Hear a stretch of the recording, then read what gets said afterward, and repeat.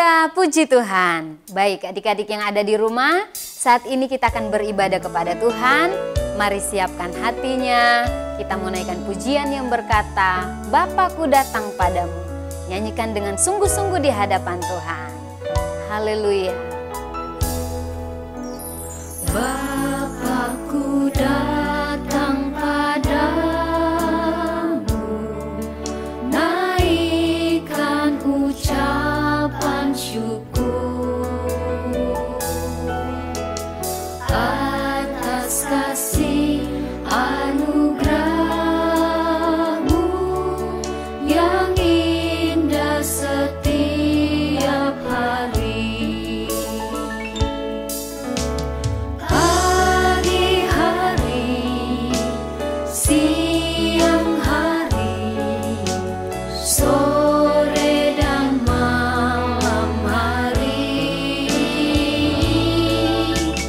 tak hentinya mengucap syukur atas kebaikan-Mu. Bapakku datang padamu. Haleluya, puji Tuhan. Bapakku datang padamu, naikkan ucapan syukur atas kasih anugerah-Mu yang indah setiap hari. Pagi-hari, siang hari, sore dan malam hari, tak hentinya mengucap syukur atas kebaikan-Mu. Pagi-hari, siang hari, sore dan malam hari, tak hentinya mengucap syukur atas kebaikan-Mu. Tak hentinya mengucap syukur atas kebaikan-Mu.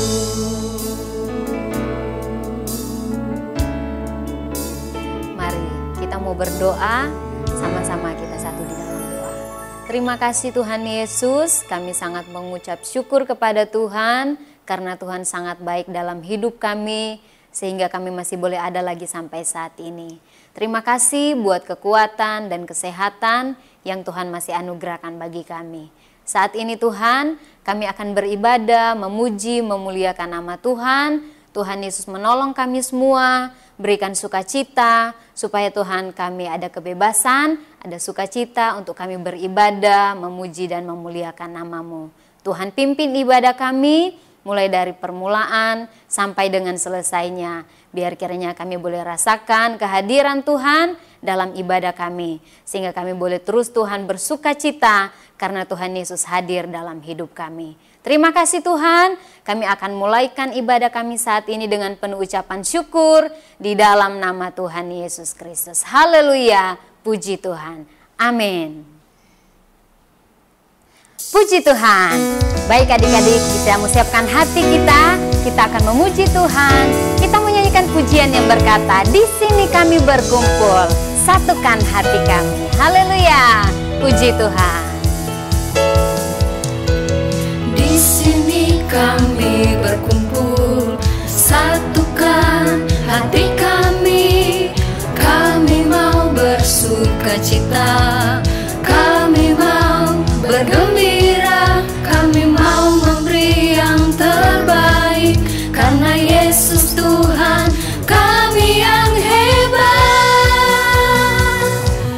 Ku mau menyenangkan-Mu, mau menyenangkan-Mu, mengasihi-Mu Yesus di setiap waktu. Ku mau menyenangkan-Mu, ku mau menyenangkan-Mu, melakukan firman-Mu dan cari terang-Mu. Di sini kami berkumpul. Di sini kami berkumpul, satukan hati kami.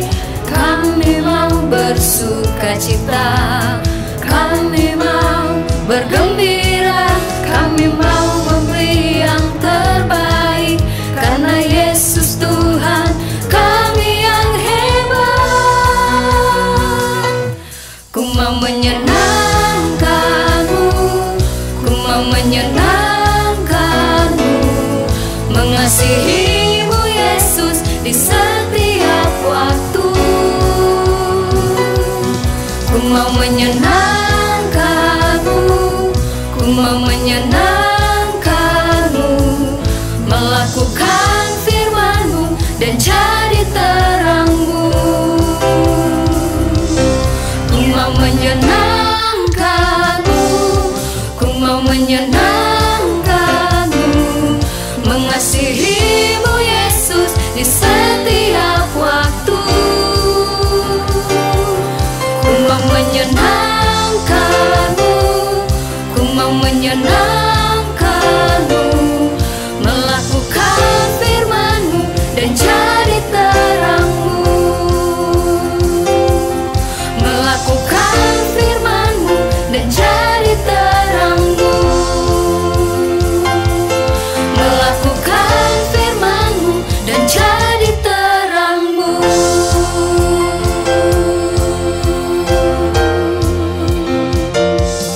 Haleluya. Baik adik-adik, kita akan memuji Tuhan lagi. Kita naikkan pujian yang berkata, ku daki-daki gunung yang tinggi. Puji Tuhan. Ku daki gunung yang tinggi, ku turun lembah yang dalam, ku melintasi padang rumput hijau membentang. Yesus besertaku, ku terbang luar angkasa, ku selam dalam samudra, ku dayung perahu di sungai.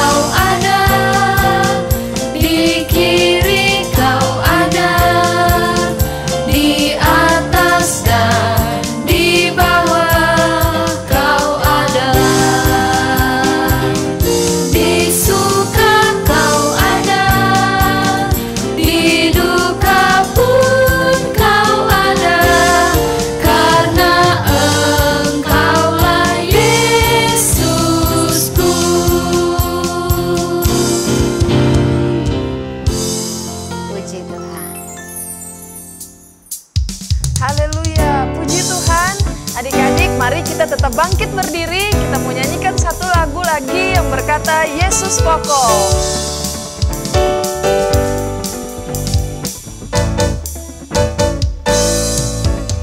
Yesus pokok dan kitalah caranya, tinggallah di dalamnya.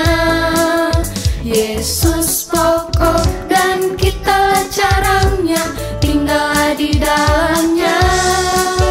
Yesus pokok dan kitalah caranya, tinggallah di dalamnya.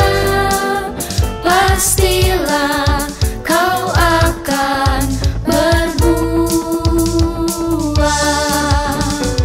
Yesus cintaku, ku cinta kau, kau cinta dia.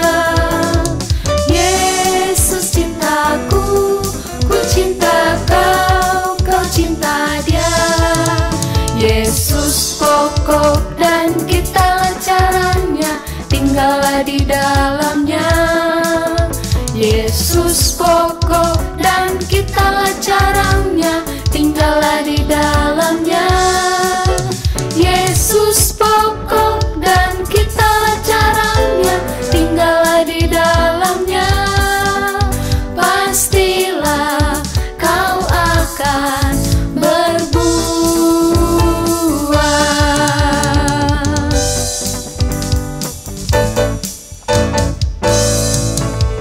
Yesus pokok dan kitalah caranya, tinggallah di dalamnya. Yesus pokok dan kitalah caranya, tinggallah di dalamnya. Yesus pokok dan kitalah caranya, tinggallah di dalamnya. Pastilah kau akan berbuah. Yesus cintaku, ku cinta kau, kau cinta dia. Yesus cintaku, ku cinta kau, kau cinta dia. Yesus pokok dan kitalah caranya, tinggallah di dalamnya. Yesus pokok dan kitalah caranya, tinggallah di dalamnya. Yesus pokok dan kitalah caranya, tinggallah di dalamnya. Pastilah kau akan berbuah.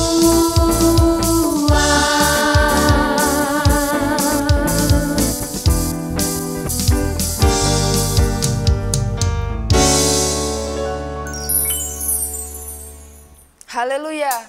Puji Tuhan, adik-adik. Tadi kita sudah melompat untuk Tuhan, kita sudah memuji Tuhan. Dan tiba saatnya kita akan mendengarkan firman Tuhan. Kita siapkan hati kita, tapi sebelum itu kita mau nyanyikan satu lagu untuk mengantar kita mendengarkan firman Tuhan. Haleluya. Ku ingin dengar cerita tentang kemuliaan Tuhan. Biarlah cerita ini tertanam dalam hatiku selama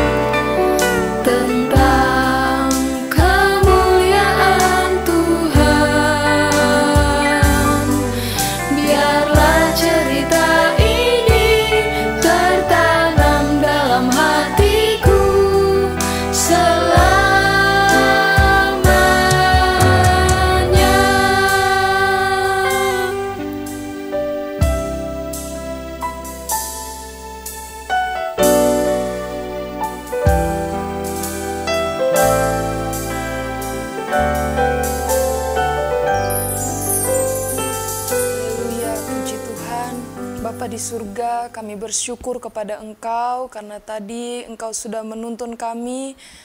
Selama kami memuji dan membesarkan nama-Mu, tiba saatnya kami akan mendengarkan cerita kebenaran firman Tuhan.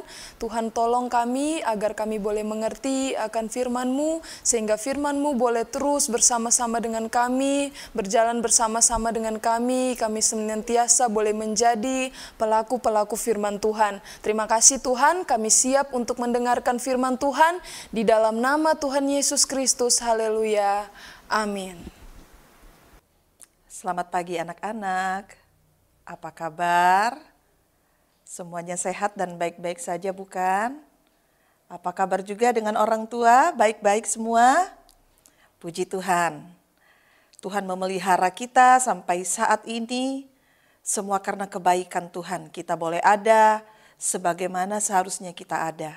Kemurahan Tuhan begitu luar biasa bagi kita. Baiklah, mari kita buka Alkitab kita masing-masing. Firman Tuhan kali ini diambil dari Hakim-Hakim pasal yang keempat. Hakim-Hakim pasal yang keempat, mulai dari ayat yang pertama sampai ayat yang ke-8. Hakim-Hakim 4 ayat yang pertama sampai yang ke-8. Setelah Ehud mati, orang Israel melakukan pula apa yang jahat di mata Tuhan. Lalu Tuhan menyerahkan mereka ke dalam tangan Yabin, raja Kanaan yang memerintah di Hazor. Panglima tentaranya ialah Sisera yang diam di Haroset Hagoyim. Lalu orang Israel berseru kepada Tuhan, sebab Sisera mempunyai 900 kereta besi, dan 20 tahun lamanya ia menindas orang Israel dengan keras. Pada waktu itu Deborah, seorang nabiah, istri Lapidot, memerintah sebagai hakim atas orang Israel. Ia biasa duduk di bawah pohon korma Deborah antara Rama dan Betel di pegunungan Efraim, dan orang Israel menghadap dia untuk berhakim kepadanya. Ia menyuruh memanggil Barak bin Abinoam dari Kedes di daerah Naftali, lalu berkata kepadanya, "Bukankah Tuhan Allah Israel memerintahkan demikian? Majulah, bergeraklah menuju Gunung Tabor dengan membawa 10.000 orang Bani Naftali dan Bani Zebulon bersama-sama dengan engkau, dan aku akan menggerakkan Sisera, panglima tentara Yabin, dengan kereta-keretanya dan pasukan-pasukannya menuju engkau ke sungai Kison, dan aku akan menyerahkan dia ke dalam tanganmu." Lalu jawab Barak kepada Deborah, "Jika engkau turut maju, aku pun maju. Tetapi jika engkau tidak turut maju, aku pun tidak maju." Kita lanjutkan ke ayat yang ke-9 ya. Kata Deborah, "Baik, aku turut. Hanya engkau tidak akan mendapat kehormatan dalam perjalanan yang engkau lakukan ini. Sebab Tuhan akan menyerahkan Sisera ke dalam tangan seorang perempuan." Lalu Deborah bangun berdiri dan pergi bersama-sama dengan Barak ke Kedes. Nah, sampai di situ dulu pembacaannya. Firman Tuhan yang sudah kita baca bercerita tentang seorang hakim wanita. Hakim wanita di Israel yang bernama Deborah. Jadi ceritanya orang Israel ini mereka berdosa kepada Tuhan. Tuhan sudah memberikan berkat, Tuhan sudah memberikan tanah yang subur, memberikan negeri yang baik untuk orang Israel, mengeluarkan mereka dari Mesir dan memberkati mereka. Tetapi orang Israel jatuh bangun. Nanti mereka menyembah Tuhan, lalu kemudian sudah enak-enak hidupnya, malah mereka tidak lagi menyembah kepada Tuhan. Justru mereka mengikuti adat istiadat atau mereka mengikuti gaya hidup orang-orang di mana negeri itu mereka tempati ya. Mereka mengikuti gaya hidup orang-orang Kanaan. Mereka menyembah dewa-dewa yang disembah oleh orang Kanaan. Padahal dewa-dewa itu merupakan dewa-dewa yang keji di hadapan Tuhan. bukanlah Allah yang menolong mereka, tetapi justru kepada mereka lah orang Israel beribadah. Dan akhirnya Tuhan mengizinkan orang Israel menderita. Selama 20 tahun orang Israel dijajah oleh orang Kanaan. Namanya dijajah itu tidak enak sekali anak-anak. Seperti bangsa Indonesia. Bangsa kita pernah dijajah oleh bangsa asing. Dan banyak sekali korban yang timbul karena penjajahan itu. Tidak bebas, apa-apa yang kita miliki justru diambil oleh penjajah. Demikian juga yang dialami oleh bangsa Israel. Bahkan di ayat-ayat tadi yang kita sudah baca tadi, dijelaskan ada raja Kanaan yang bernama Yabin dengan panglimanya yang bernama Sisera. Wah, Sisera ini jahat sekali anak-anak. Dia menindas orang Israel, bahkan dia memiliki 900 kereta besi. Jadi kalau orang Israel tidak mau mengikuti perintahnya, tidak taat kepada Raja Kanaan, maka siap-siap orang Israel akan dihukum. Selama 20 tahun mereka menderita, dan akhirnya orang Israel tidak tahan lagi. Di saat mereka menderita, mereka berseru kepada Tuhan, Tuhan ampuni kami sudah berdosa kepadamu. Mereka akhirnya datang kepada Tuhan yang benar. Dan di saat orang Israel datang kepada Tuhan, Tuhan itu Maha Pengampun. Tuhan melupakan segala kesalahan mereka. Dan Tuhan membangkitkan seorang wanita yang bernama Deborah ini. Seorang hakim di antara mereka. Nah, Deborah ini kemudian memanggil Barak temannya untuk maju berperang melawan orang Kanaan, memerangi tentara dari Raja Kanaan. Lalu Barak katakan, aku gak mau pergi loh tanpa kamu. Dan ya bahasa sehari-harinya begitulah ya. Dan Deborah katakan, baik, aku akan pergi bersama dengan kamu. Dan ketika mereka maju berperang, kalau anak-anak baca ayat-ayat selanjutnya, nanti dibaca ya. Karena selalu ada berkat ketika kalian rajin membaca firman. Ya. Nah, akhirnya Barak dan Deborah pergi memerangi tentara Kanaan. Memerangi raja dan panglimanya yang bernama siapa tadi? Ya, Sisera. Dan karena mereka disertai Tuhan, akhirnya orang Israel mendapatkan kemenangan yang luar biasa. Mendapatkan kemenangan yang besar. Seluruh tentara Kanaan mati pada saat itu. Mereka kalah. Tetapi Panglima Sisera justru masih hidup pada saat itu. Dia melihat, waduh, semua tentara mati nih. Hanya saya saja yang masih hidup. Lalu Sisera pergi melarikan diri. Ketika dia melarikan diri, dia menjumpai ada kemah di mana ada keluarga yang tinggal di kemah itu, ada seorang ibu, dan ibu ini menyambut Panglima Sisera. Lalu Panglima Sisera katakan, saya lelah, nanti kalau ada orang mencari saya, tolong jangan kasih tahu ya kalau saya ada di sini. Ibu ini memberikan minuman kepada Panglima Sisera dan mengizinkan Panglima Sisera tidur di kemahnya. Tetapi ibu ini kemudian mengambil patok kemah dan ketika Panglima Sisera tertidur, kepalanya ditancapkan dengan patok itu dan Sisera meninggal. Sisera tewas pada saat itu juga. Dan itulah kemenangan yang besar Tuhan kerjakan bagi umatnya yang mau bertobat dan datang kepadanya. Nah, apa pengertiannya buat kita anak-anak? Apa kira-kira berkat firman Tuhan yang bisa kita dapatkan di pagi hari ini?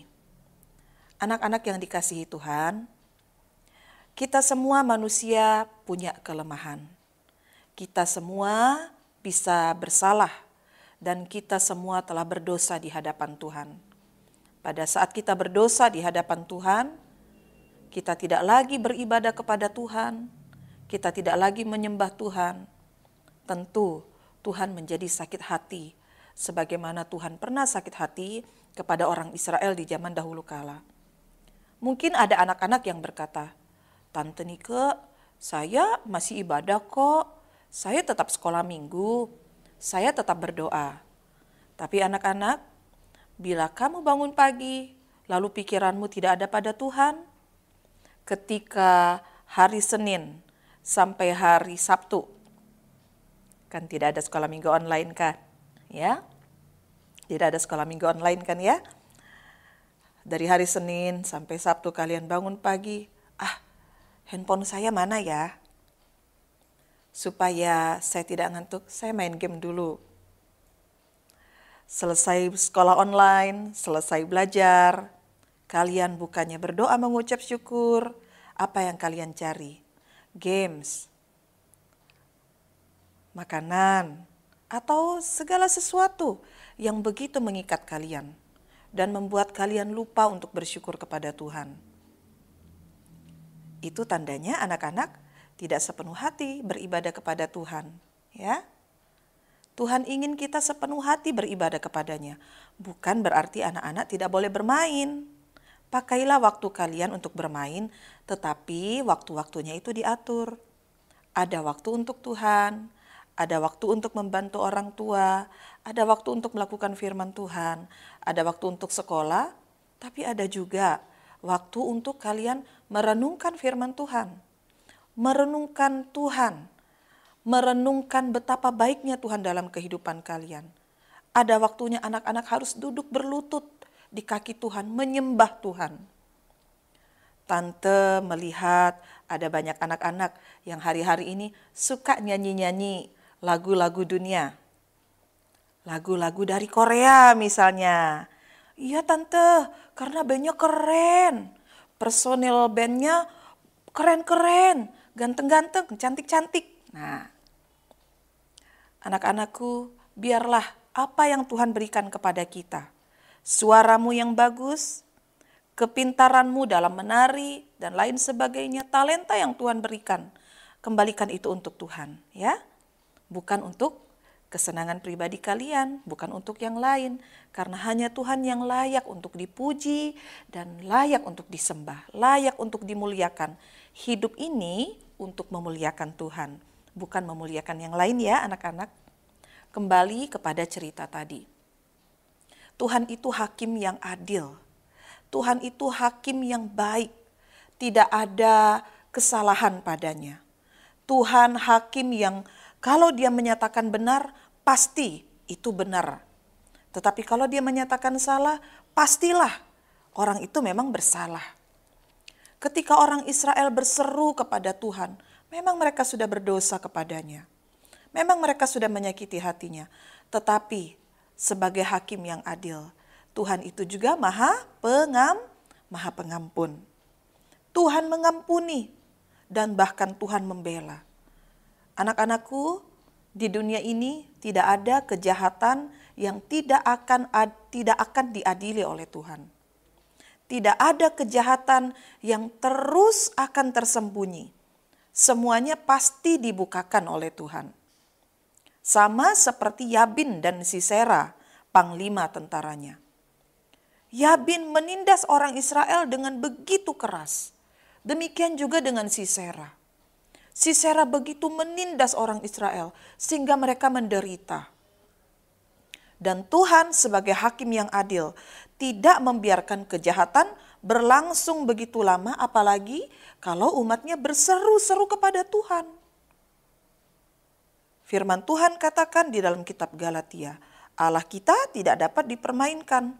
Apa yang ditabur orang pasti dituai anak-anak.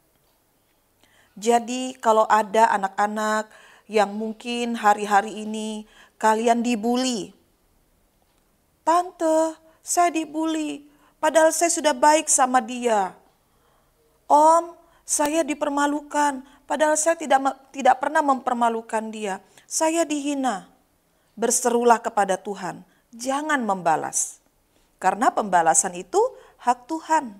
Ya anak-anak, kalian harus tanam dalam hati kalian bahwa anak-anak adalah anak-anaknya Tuhan Yesus. anaknya Tuhan Yesus itu berbeda dengan anak-anak dari dunia. Kalau orang dunia mendapat perlakuan yang jahat, dia akan membalas. Tetapi anak-anak Tuhan Yesus, anak-anak dari kerajaan sorga, kerennya itu beda loh dengan kerennya dunia. Ya, kerennya dunia adalah membalas, menunjukkan, nih saya hebat, emang kamu berani sama saya. Nah, itu kerennya dunia. Tapi kalau kerennya anak-anak kerajaan sorga, dia datang kepada Tuhan, dia ceritakan semuanya kepada Tuhan. Dan biar Tuhan yang menjadi hakim yang adil bagi dia. Deborah dipakai oleh Tuhan untuk menjadi hakim yang adil. Kenapa Deborah dipakai oleh Tuhan untuk menjadi hakim yang adil? Karena di dalam Deborah ada Taurat Tuhan, ada firman Tuhan. Deborah percaya kepada Tuhan. Meskipun di sekelilingnya, bangsanya sempat meninggalkan Tuhan, sempat mengecewakan Tuhan, tetapi hati Deborah terpaut kepada Tuhan. Dia percaya kepada Tuhan. Sehingga kalau anak-anak baca di dalam Hakim-Hakim pasal yang ke-5, di situ ditulis judulnya Nyanyian Deborah. Nyanyian Deborah itu tentang apa? Ya tentang kemuliaan Tuhan, tentang hebatnya Tuhan. Itulah yang dinyanyikan Deborah. Ketika Deborah melihat bahwa dia sudah diberikan kemenangan oleh Tuhan, Deborah memuji Tuhan. Deborah memuliakan Tuhan. Anak-anak yang dikasihi oleh Tuhan, tadi kita dengar ada seorang yang bernama Barak. Nah, Barak ini temannya Deborah ya. Deborah tidak pergi sendirian lalu menjadi pahlawan bagi bangsa Israel, tidak. Dia mengajak Barak dan Barak pun katakan kepadanya, kalau engkau tidak maju, aku pun tidak maju berperang. Apa sih alasan Deborah mengajak Barak? Firman Tuhan katakan tadi di dalam ayat yang ke-6 dikatakan, bukankah Tuhan Allah Israel memerintahkan demikian, majulah, bergeraklah menuju Gunung Tabor dengan membawa 10.000 orang Bani Naftali dan Bani Zebulon bersama-sama dengan engkau. Nah, karena mendengar firman Tuhan, maka Deborah mengajak Barak. Jadi Deborah ini seorang yang benar-benar mengandalkan Tuhan di dalam kehidupannya. Benar firman Tuhan katakan anak-anak, benar-benar terbukti. Anak-anak harus ingat ini ya. Yeremia 17 ayat yang ke-7 katakan demikian. Yeremia 17 ayat yang ke-7, tante bacain ya. Diberkatilah orang yang mengandalkan Tuhan, yang menaruh harapannya pada Tuhan. Jadi anak-anak, kalau kalian mengandalkan Tuhan, termasuk orang tua, kalau orang tua mengandalkan Tuhan di dalam kehidupan orang tua, di dalam mendidik anak-anak, maka kita akan diberkati. Berkat kita itu berbeda dengan berkatnya orang dunia. Marilah kita sama-sama mengandalkan Tuhan. Apa-apa kita berdoa kepada Tuhan, minta pimpinan Tuhan. Minta pimpinan Roh Kudus. Pagi-pagi kita cari Tuhan, itu artinya mengandalkan Tuhan. Kita setia membaca firman-Nya, merenungkan firman-Nya. Anak-anak tentu percaya kepada Tuhan kan? Coba tante mau tahu, anak-anak yang percaya kepada Tuhan, katakan amin. Nah, tante memang tidak dengar, tapi tante yakin anak-anak banyak yang katakan amin ya. Kalau percaya kepada Tuhan, tentu anak-anak taat kepada Tuhan. Contohnya, ini contoh saja. Papa kalian mengajak kalian untuk naik sepeda. Lalu sepedanya itu tinggi, anak-anak. Wah, serem nih, ada anak-anak yang takut. Tapi kalau kalian percaya kepada Papa, tentu ketika Papa katakan, ayo naik, kalian mau ikut naik gak? Karena kalian percaya, tentu kalian akan taat kepada Papa, akan ikut maunya Papa. Beda kalau tidak percaya. Kalau tidak percaya, ya tidak taat. Tapi kalau percaya, pasti taat. Karena itu anak-anak, firman Tuhan katakan diberkati orang yang mengandalkan Tuhan, yang menaruh harapannya pada Tuhan. Kalau kita mengandalkan Tuhan, menaruh harapan pada Tuhan, maka anak-anak pasti adalah anak-anak yang taat kepada firman Tuhan. Sama seperti Deborah. Tuhan bilang, Deborah maju. Deborah, Deborah nggak bilang, enggak Tuhan, takut, serem. Itu tentaranya Sisera, ada punya kereta besi 900 loh Tuhan. Aku nggak punya apa-apa, enggak, takut. Enggak, Deborah nggak berkata begitu. Justru karena Deborah percaya kepada Tuhan. Dia tahu bahwa Tuhan adalah Allah yang perkasa, Allah yang memegang kehidupan dunia ini, di dunia ini. Allah yang mengendalikan semuanya. Maka Deborah pun taat dan dia ajak Barak. Nah, anak-anak, perlu sekali kalian bekerja sama dengan siapa saja yang ada di sekitar kalian, terlebih dengan sesama anak Tuhan. Bekerja sama, misalnya kalian di dalam membangun hubungan dengan Tuhan, di dalam membangun kepercayaan kepada Tuhan, kalian bekerja sama dengan orang tua. Malam-malam sebelum tidur minta bantuan orang tua. Papa, mama, tolong bangunin aku ya. Jam sekian. Oh, biasanya kamu bangun jam 6. Kok minta dibangunin jam 5? Ya papa, mama, aku mau tidur lebih awal supaya aku bisa bangun pagi. Karena pagi-pagi aku mau belajar untuk mencari Tuhan. Aku mau menyembah Tuhan. Nah, itu artinya mengajak papa mama untuk bekerja sama. Papa mama, tolong ya ingetin supaya aku nggak lihat handphone kelamaan. Tolong ingetin aku ya. Itu artinya bekerja sama. Ya anak-anak ya. Lalu firman Tuhan juga ada ayat firman Tuhan yang berkata demikian. Hormatilah ayah dan ibumu. Maka kamu akan berbahagia dan panjang umurmu di bumi ini. Wah, bagaimana caranya ya bekerja sama? Nah, kalian kakak beradik saling mengingatkan. Kalau adik ngambek sama mama, Dek, firman Tuhan katakan demikian. Kita harus menghormati orang tua supaya Tuhan senang dan kita berbahagia. Lalu adiknya diajak bermain. Ya, bukan hanya dinasehati, adiknya dibantu. Itu artinya kalian bekerja sama dengan orang tua, dengan adik, atau dengan siapa saja untuk melakukan firman Tuhan. Nah, itu anak-anak yang good, anak-anak yang hebat. Karena Tuhan akan memberkati anak-anak Tuhan yang bisa bekerja sama dengan sesamanya, apalagi untuk kemuliaan nama Tuhan, ya. Di dalam Injil Matius pasal yang ke-9 ayat yang ke-6, tetapi supaya kamu tahu bahwa di dunia ini anak manusia berkuasa mengampuni dosa. Siapa sih anak manusia itu? Ya, dia adalah Tuhan kita, Tuhan Yesus Kristus. Tuhan Yesus berkuasa mengampuni dosa. Bahkan Tuhan Yesus berkuasa melepaskan kita dari setiap dosa-dosa yang mengikat kita. Kira-kira apa yang mengikat anak-anak? Yang menyebabkan anak-anak dapat melawan orang tua. Melawan orang tua pun itu merupakan pelanggaran di hadapan Tuhan. Yang menyebabkan anak-anak tidak bisa konsentrasi dalam belajar. Anak-anak kekurangan hikmat. Pasti ada hal-hal yang mengikat. Misalnya nggak bisa atur waktu, kebanyakan main. Nah ya, hanya Tuhan Yesus Kristus yang sanggup melepaskan anak-anak, yang sanggup menolong anak-anak. Jadikan ayat dari Matius 9 ayat 6a ini menjadi ayat hafalan kita ya, sepanjang minggu ini. Hafalkan ayat ini. Ketika anak-anak merasa lelah, anak-anak merasa putus asa. Wah, lagi-lagi saya gagal nih, saya nggak bisa atur waktu saya dengan baik. Katakan, Tuhan Yesus Kristus sanggup untuk mengampuni dan melepaskan saya dari dosa-dosa saya. Tuhan tolong anak-anak semua, Tuhan juga tolong orang tua, supaya dapat mendidik anak-anak di jalan Tuhan. Tuhan memberkati. Mari kita berdoa.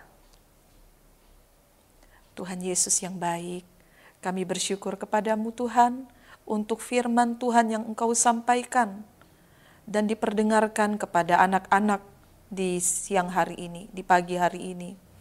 Tuhan Yesus, biarlah firman-Mu ini dapat anak-anak ingat sepanjang waktu.